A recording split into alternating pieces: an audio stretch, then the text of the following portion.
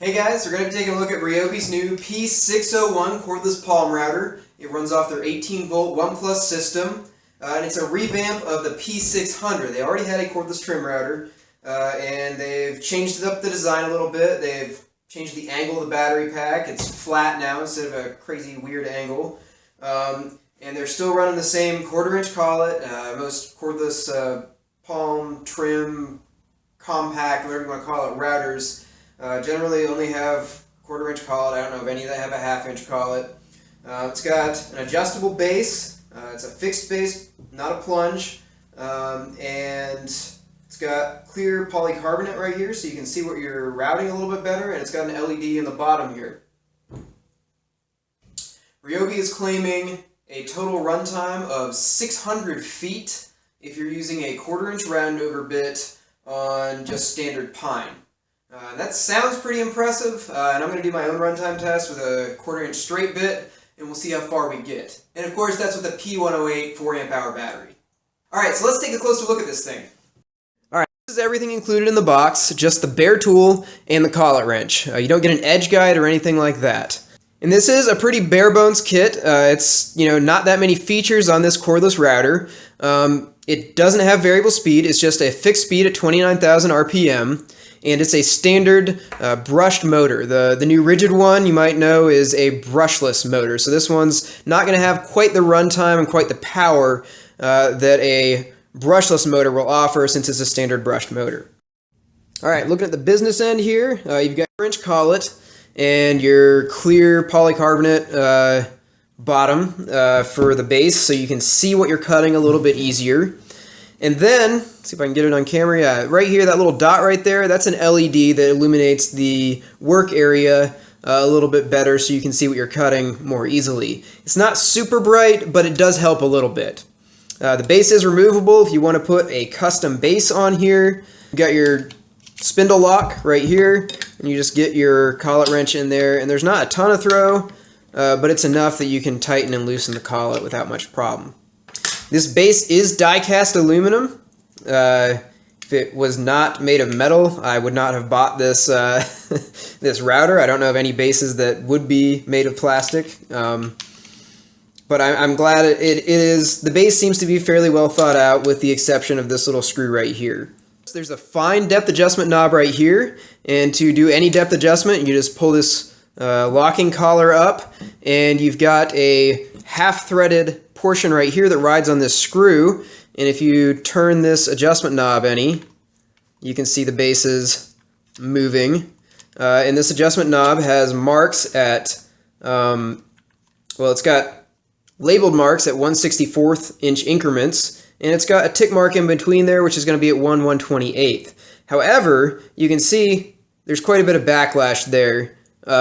So that's moving half that distance of 1/128, so you're definitely not going to get any resolution under that when you're adjusting it, because there's so much backlash there. If you don't want to sit here and turn this 1,000 times, you can push down on this lever, and it pulls that little threaded portion off of the screw, and then you can just slide it up and down. And you can see there's a coarse scale right here. It goes from 0 down below here to 1.5 inches is how much travel you have on the base. Watch out, you will pinch your fingers in there if you have your hand in there when you're moving it like that.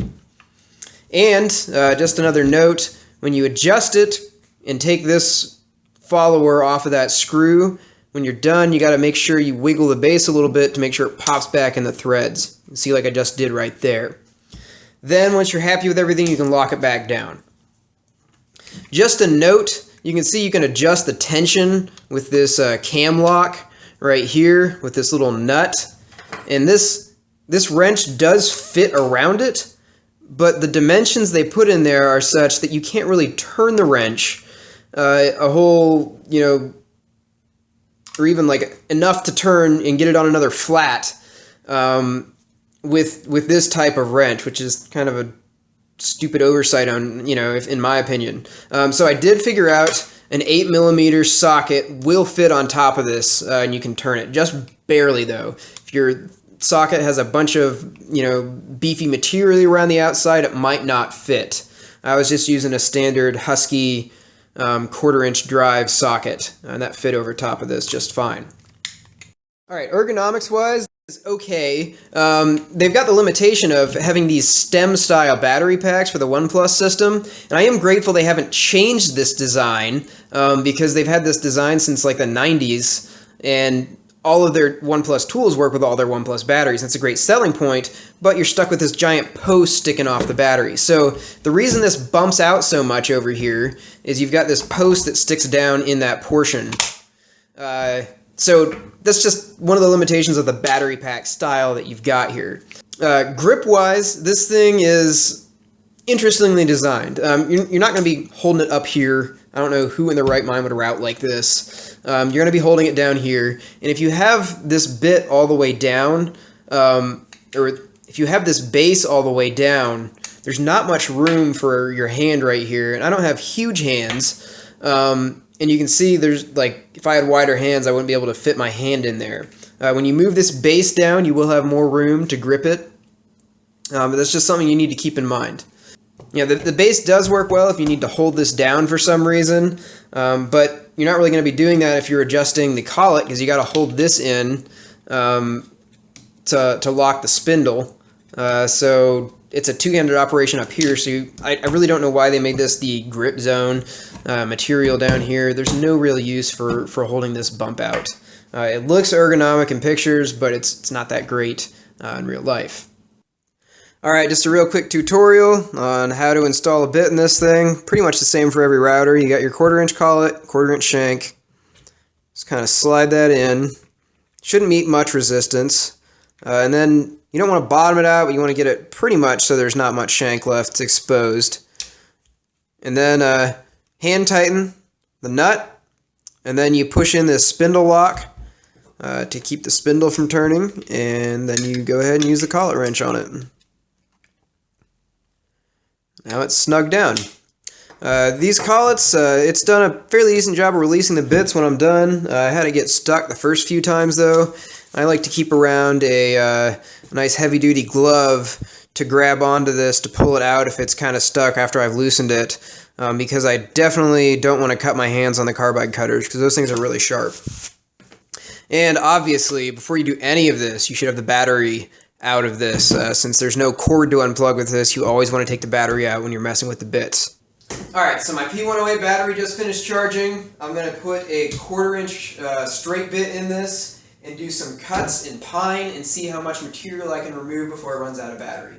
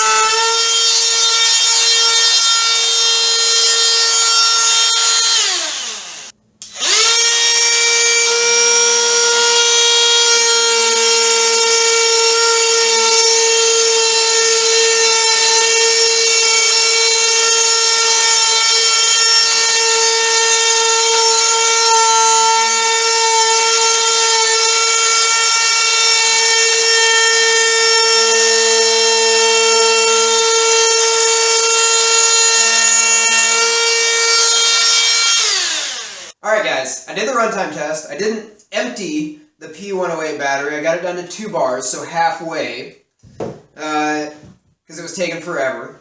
And what I did is I used a quarter-inch straight bit on pine, and I just hogged out all this material here. It's an 1/8 inch deep. I did almost 2 faces of a 2x4. And I got a total of 22.6 cubic inches of material that I removed. Ryobi's runtime point of reference they give you is 600 feet of quarter-inch roundover on pine. So I used pine, and I calculated the amount of material removal they'll have for doing that point of reference and cut it in half, because I did half the battery capacity, and I got just over 48 cubic inches. So I didn't see the same amount of material removal. I'm roughly coming in at about half of that material removal. But I was using a different system. I was using a 1/4 inch straight bit, and I was really hogging off a lot of material at a time. I was doing a 1/4 inch wide cut the first couple cuts because it was just straight in, cutting on both sides, and that was an 1/8 inch deep. So I was taking off more material each time than that 1/4 inch round over bit would do if you're just running it along an edge. So I was putting more strain on the motor. So we're in the same order of magnitude as Ryobi's spec for it. And if you baby it and you spend the whole time cutting at just the right speed and feed rate, I can see it getting 600 feet of trim, maybe. That's pushing it, but I think it can do it.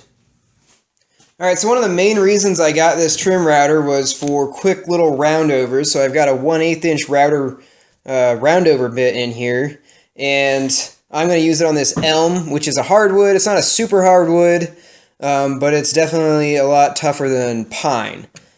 So I'll go ahead and do this, and I've done it on pine before, and the roundover bit does have plenty of power. And it's just a 1/8 inch roundover bit, so it's not taking a big chunk out of the wood. This is definitely the main application I got this router for.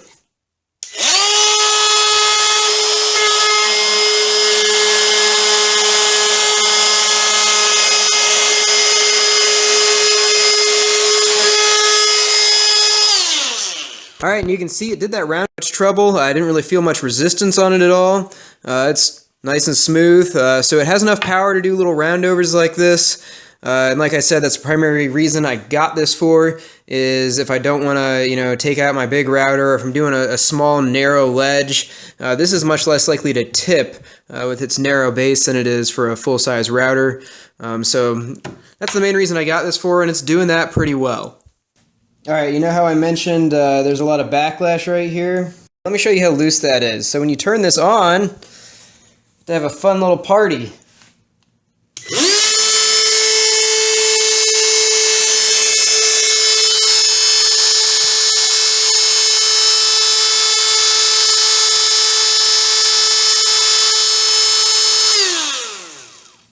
The only complaint I had about this thing was the depth adjustment mechanism. When you're turning this depth knob, occasionally the little threaded follower on here can pop out of the grooves, and then you lose your whole depth setting.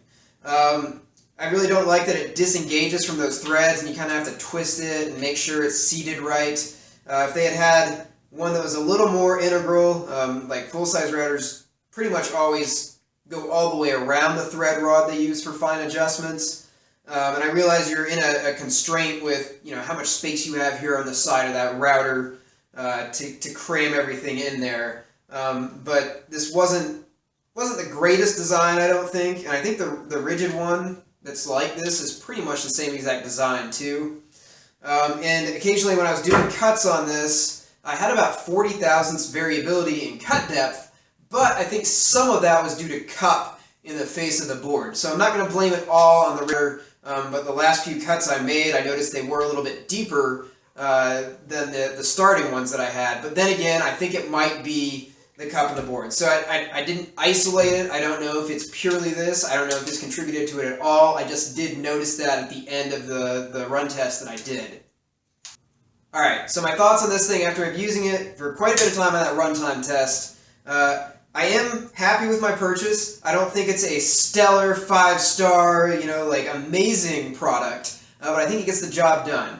And for the price point it's at $70 bare tool, you're really getting a lot compared to the competition. If you look at the rigid one, that's also cordless, that one's coming in $120. You do get one cutter with it, and you get an edge guide, and that's the big deal. I really wish this came with an edge guide. And I would have paid another $10 for it. If this was $80, I still would have got it if it came with an edge guide. And I just hope I can find one for this. It's definitely set up for one because it's got edge guide holes in here. But it's just a matter of going out and finding one. It's probably going to be around $20, I'm guessing. So that bumps this one up to $90. What you don't get for that big discount is you don't have variable speed. It's not brushless. But from what I saw, the runtime was pretty impressive with this thing. And what I primarily got this for is doing roundovers, just breaking the edges on work pieces that I don't want to get out a full-size router for. And this is working great for that so far. And as far as variable speed goes, this is a trim router, it's not a full-size router. So the reason you need to change speeds up on a router is if you're using a really wide cutter head, it's going faster at the edges if you're, have the bit spinning at the same speed. So you've got to slow it down if you've got a really wide cutting head. With this, it's not really designed to use wide cutting heads because it's a trim router. So you shouldn't be using anything that's really big, that's really going to put a lot of torque on this motor, and it's not going to have like a super fast tip speed on that cutter. So I think it's permissible for it not to have variable speed. Obviously it's preferred for it to have variable speed, but it can get by without it. As far as power goes, I was pretty impressed with this thing. I could put that 1/4 inch bit in here at an 1/8 inch depth and just move just about as fast as I wanted to, or as fast as I expected to be able to. So no lack of power there. It can handle hardwood. I didn't throw anything super tough at it, but it handled that elm just fine, and the elm's right along the same range as walnut, I'm pretty sure. It's not going to be up there with maple or anything like that, but it can still do hardwood. Alright, so overall, I'm pretty happy with this tool. I'm not ranting and raving about it, but I think it gets the job done. It fits the purposes I bought it for, and I think it's a pretty solid option.